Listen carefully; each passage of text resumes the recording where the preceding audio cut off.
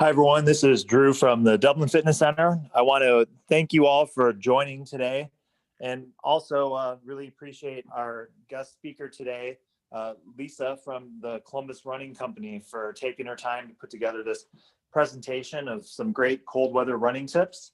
And I'll let you know this is being recorded and we'll post it on our website and on our YouTube page. And with that said, I'm going to go ahead and turn things over to Lisa right now.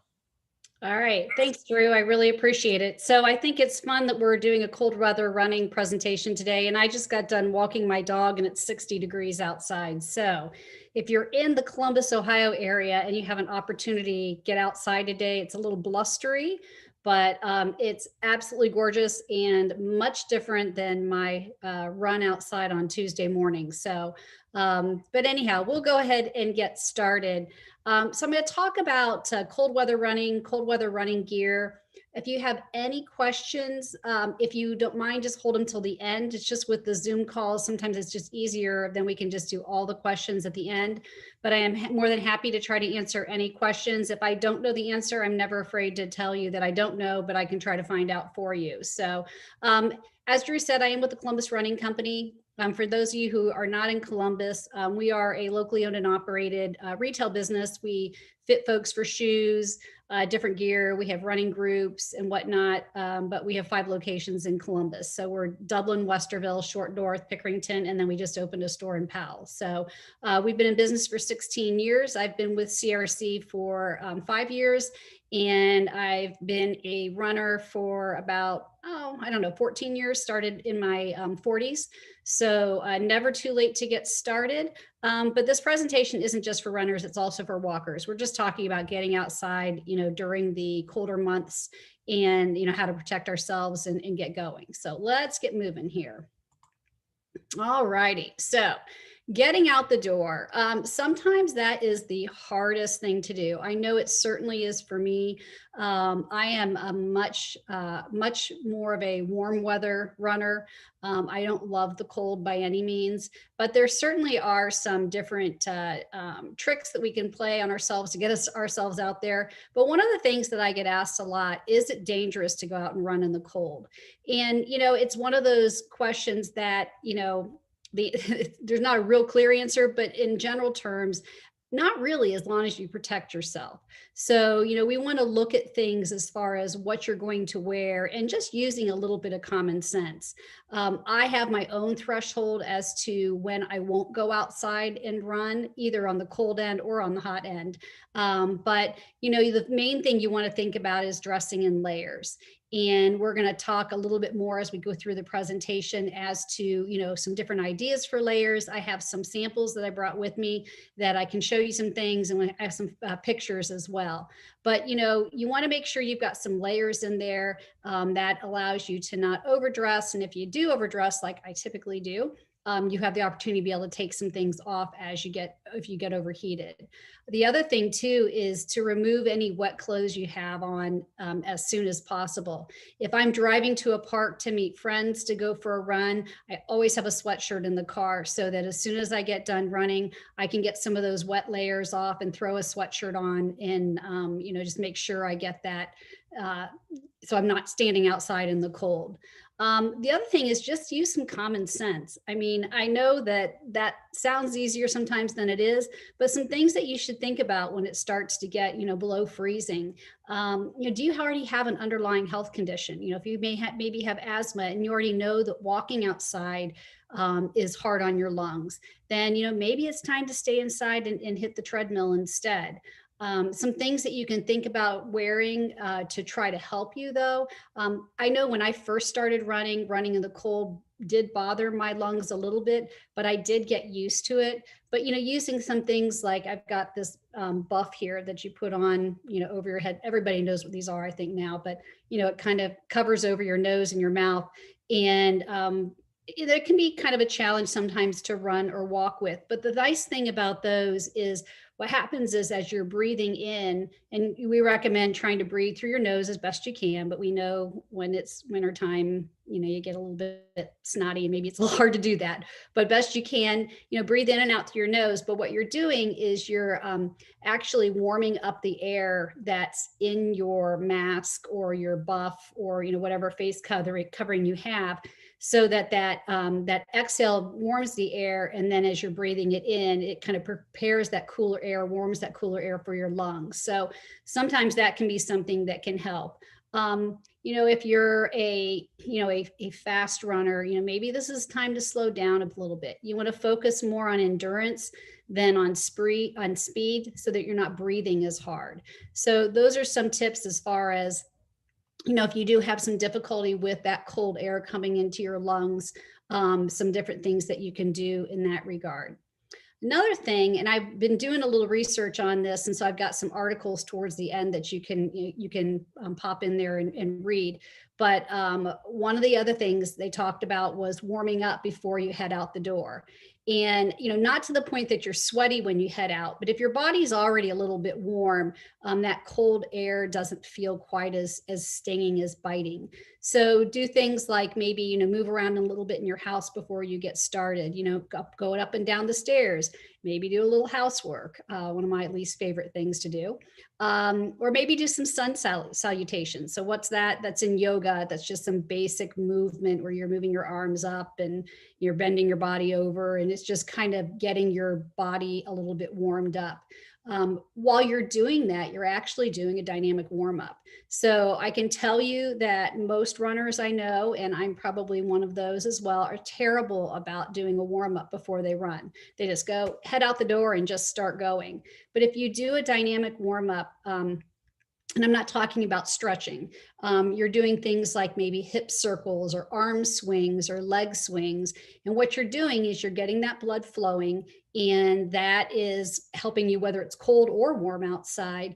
But it starts to flow that blood to those muscles. And it's, so we talk about not stretching a cold muscle, or not, going out and, when your body is cold, heading out to start that run. This is a great way to get that blood flowing and really help you hopefully prevent some injuries heading out the door.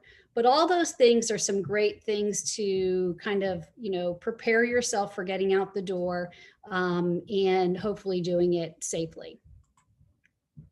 So we look at, some different things to ways to dress. Okay. Less is more. The picture I have of this person, I am pretty sure that was a very, very cold day.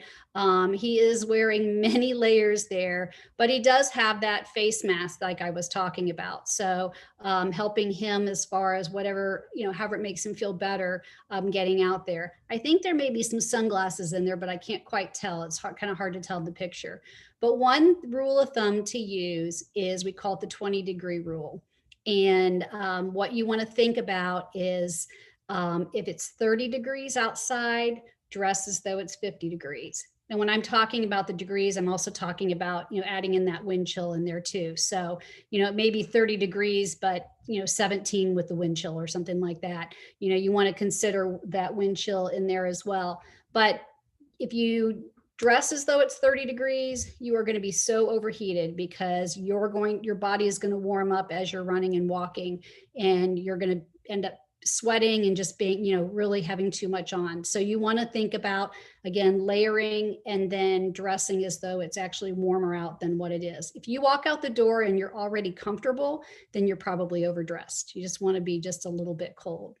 Like I said, you want to dress in layers. So you want to start with a good base layer. That base layer, what it does, it creates a pocket of insulation and it actually helps, like it kind of puts that little pocket in there so that it kind of helps your body stay warm, but it allows you still to have some room for, to sweat and to get that heat out of your body as well.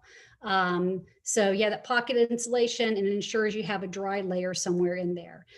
If you do overdress, like I tend to do, I can sit here and give this presentation and I break a lot of these rules. I'll just be honest.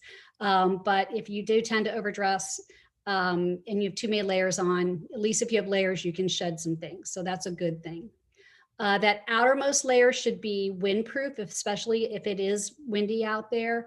Blocking the wind can be a real key, especially as we start to see, the wind chills kick up. And, you want to think about protecting your extremities. Okay. So, a hat to put on to, keep your head warm. We hear, all that heat loss goes out of your head. Gloves. So I've got a pair of actually of some glove mitten combination here. So hopefully you can see this, but this little guy pops down. There's a little pocket here that it pops into, so then it becomes a glove. But the nice thing about it is that it can, so if I get too warm, I can pop that little thing off, but it also provides some wind protection, and it's also reflective. So it's nice from a safety standpoint as well. So things like that can be really helpful.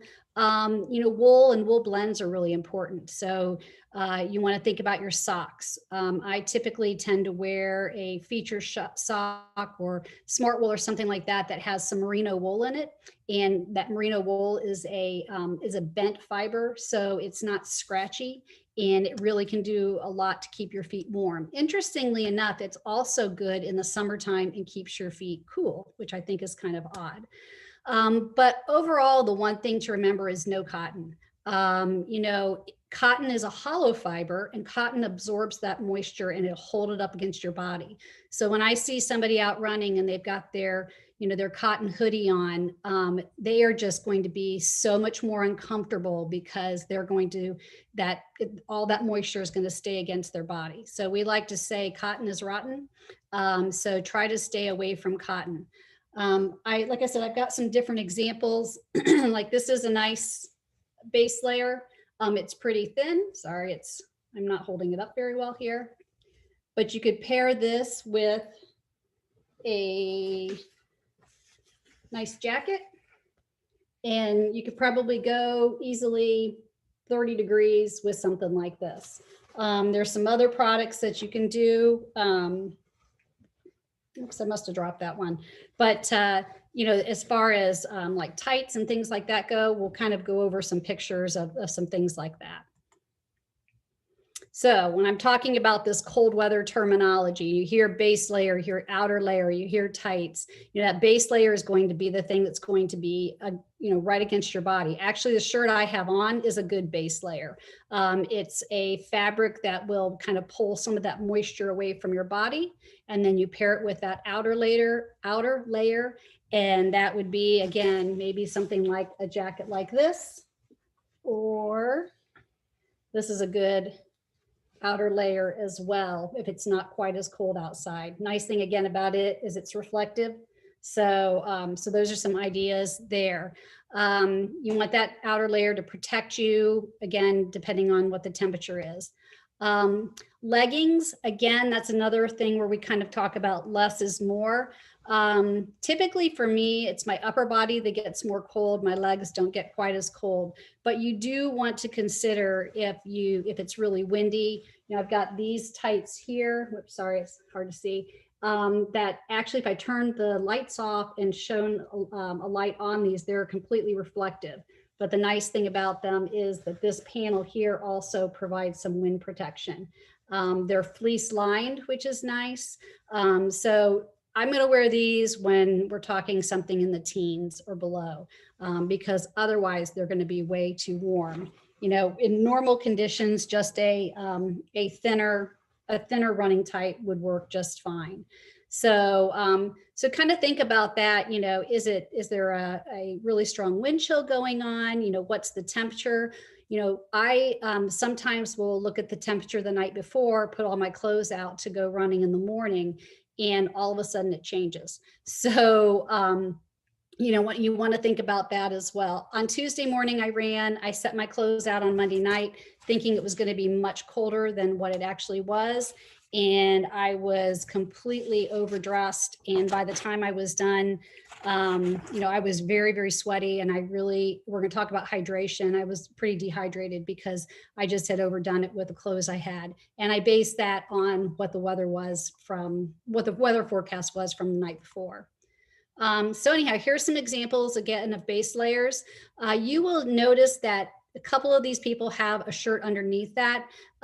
You wouldn't put something underneath that. The reason they did that is because they threw those on for the picture. So in the top corner there, the gray shirt that Carla's wearing is actually a product from Mizuno. It's called Breath Thermo. And actually, Michael doesn't have it on. But anyhow, Carla's got that Breath Thermo shirt on. Really, really nice. It's not a heavy shirt or heavy top. When you sweat, the technology in that actually, it makes that heat up. So you can wear that in just a lightweight jacket when it's probably about 30 degrees. So, we're not talking about big, heavy, bulky things that you're going to need to wear outside. So much of the technology now is a lot lighter weight, but still provides a lot of warmth.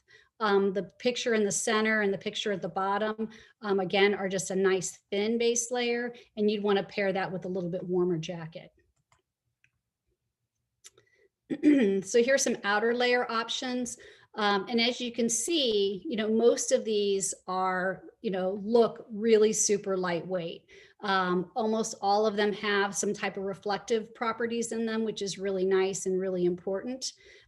Pockets and things like that. But these are some really great options when you're looking at, that outer layer. And you just have to think about what's important to you. I like something that zips all the way down so that I can take it off if I want to. But some people like, a half zip or a quarter zip type of a product. And this is some example of different tights and other base layers and jackets. The tights that I'm showing here, again, these are going to be ones probably for a little bit cooler weather. So I'm thinking probably, in the 20 degree range, I would say, maybe 30 degrees. The black and white ones, the women's there, actually has some wind protection on it. And, anybody in the store can kind of give you that advice as to, what are some of the different qualities of the product. If you're not a big fan of tights, there are some other looser pants that still provide you some warmth and some protection. And then we'll talk about accessories, which I did actually cover just a little bit. But, one of the things that people don't think about are sunglasses. It's wintertime. Don't think about that. The sun is still intense.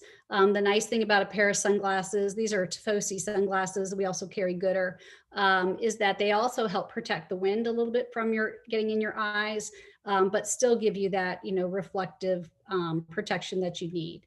I talked a little bit about socks, and I talked about, this little buff thing. I went to an event years ago and they had these. I had no idea what these things were, but now we all probably know what these things do. But hats and masks, I can tell you, at least in the Columbus area, Franklin County area, right now, if you are on any kind of trails or metro parks or anything like that, you have to have some kind of face protection.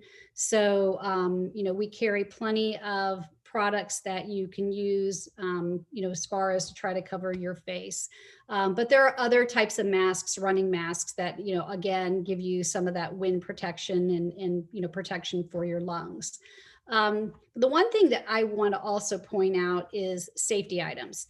With the time change and, it gets dark earlier and it's dark later in the morning, it's just really important, especially if you're going to get outside and run or walk, to make sure that you do have, different safety items with you. So for example, I mentioned some of the clothing has, reflective qualities to it, a headlamp. I mean, these are really attractive. But, again, another good thing for you to be seen and you to be able to see. And then I also have my Knox gear. I don't know if this is going to Well, it does light up on here. Okay. So, and this is just like a nice vest that it can, provide. Again, if you're out walking or running, you can see people down the road with this Knox gear on. So very, very lightweight. And, really, again, really nice quality product that you can get. But, these are just some different examples of some things to keep you safe in the dark. And I just think it's really important to incorporate that into what you're going to wear. Some other tips as far as keeping yourself safe and out there running and walking. If it's really cold out, if the wind chill has dipped into the teens, I am going to put some Vaseline on my cheeks and on my face. It just provides that protective layer so that I don't get frostbite or just to protect my skin. Vaseline, Aquaphor, Body Glide, anything like that, just to kind of give you that protective layer. Another little tip is as you start out, run into the wind first. So if the wind is swirling around, if you can run into the wind so that on your way back, it's at your back, you're going to be much more comfortable. Because if you think about it, as you're starting out, you're not sweaty yet. And so if you do it the opposite way, you're sweaty, you're on your way home, and now you've got that wind coming right at you, it's going to make you a lot colder. So think about that running into the wind. I mentioned earlier about removing your wet clothing immediately. Many times after I get done with my run, I have to come home and walk the dog. So the first thing I do is I just get off all those wet clothes, put some dry clothes on, and go outside and walk the dog. But it will make you much more comfortable.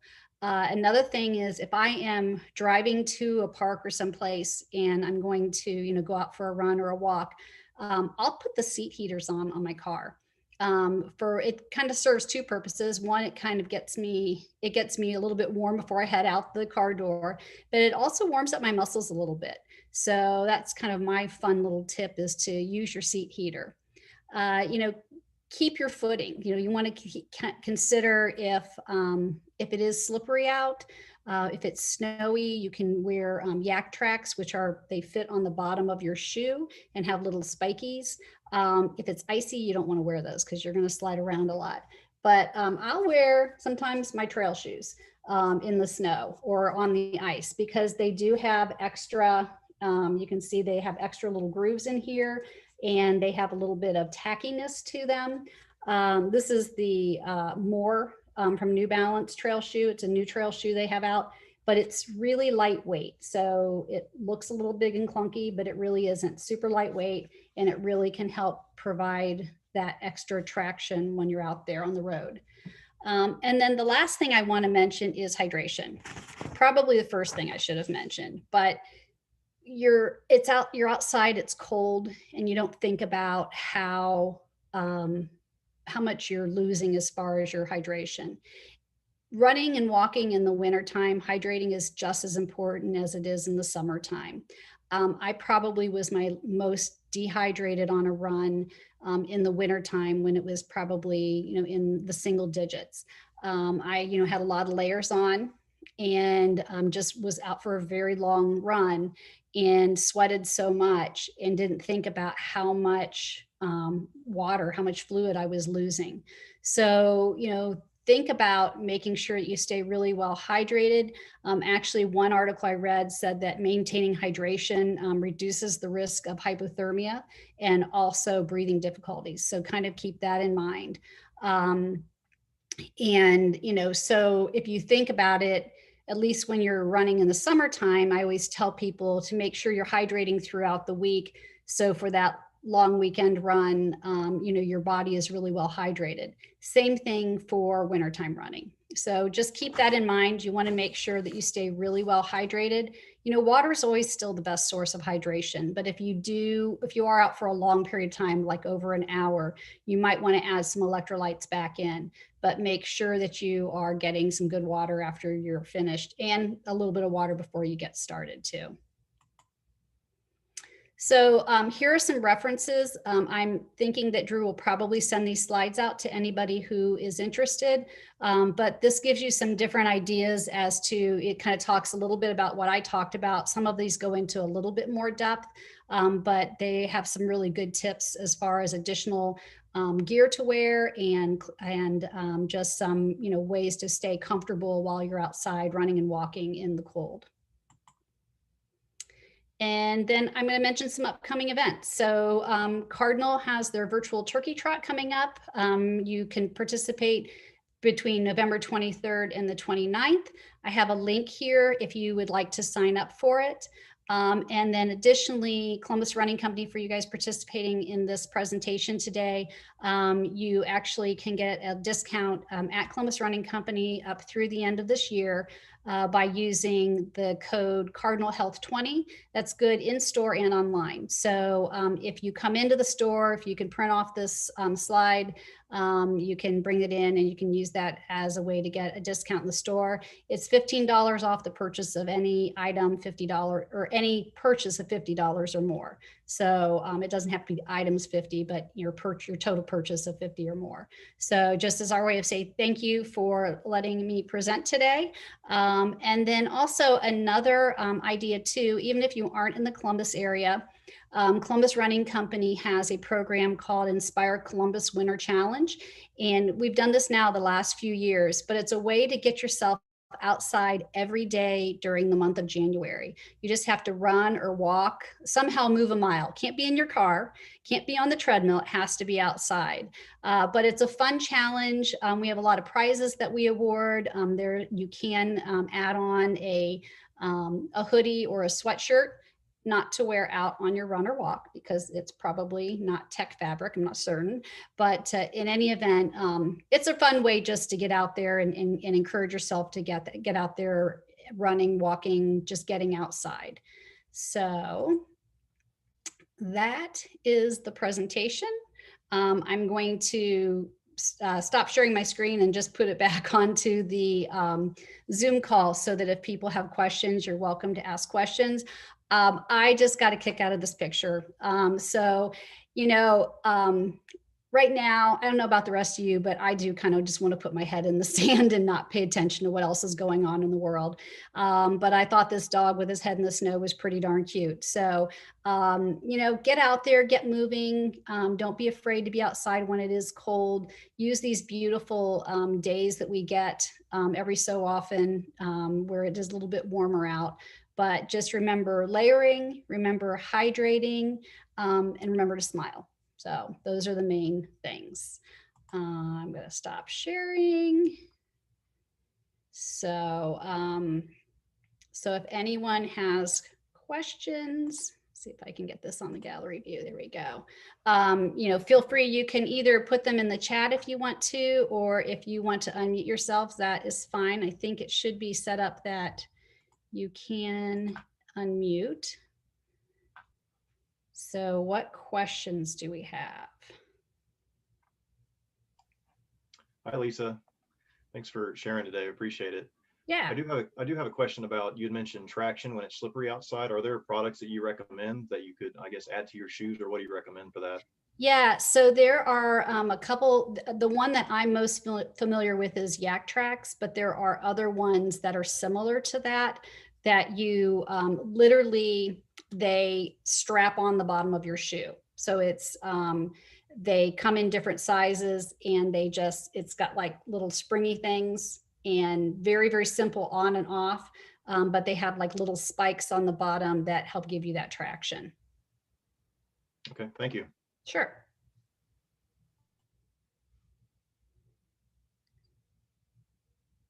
Any other questions? Well, we do have a lot of options, in the stores if you're here locally in Columbus to go in and, check out some different things. And you will be doing some Black Friday sales on various items. So kind of keep an eye out on our website. Once we are able to be running again and walking again together, we do have free weekly or Saturday morning group runs and walks out of 4 of our stores, and our PAL store, we actually will be doing a Sunday morning. Right now, we have been doing a Thursday evening run from our PAL store, combining that with Nocterra Brewing. I'm not certain with the announcement yesterday as far as the stay-at-home advisory, if that is continuing, but there will be those opportunities once we can all get out moving again.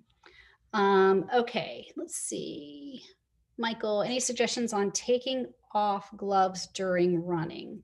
So yeah, I mean, if your hand, I mean, I have friends that their hands get so warm, and so they will take their gloves off while they're running. I would just be careful if it's really super cold out. You don't want to get, you don't want to get frostbite. So maybe consider using a thinner glove. There are just you can get some just cheap, knit gloves that might end up being a better option for you than doing something like this that's really meant for 20 degrees or 30 degrees. So that would be my one comment. I would just be really careful though that you don't want to get frostbite. So I can tell you from my own personal standpoint, my upper and my lower limit as far as going outside to run. I really hate running on treadmills. So I try to go outside as much as I can. If the wind chill is below 0, I don't go out. If the heat index is above 100, I don't go out. So that's a pretty good range. But it's just kind of what's comfortable for me. And it really does come down to, your personal preference and what you think you can handle.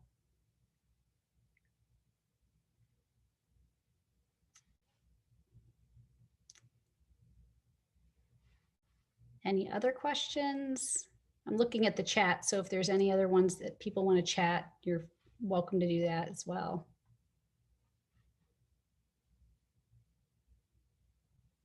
Well, hopefully I have given you some good information today.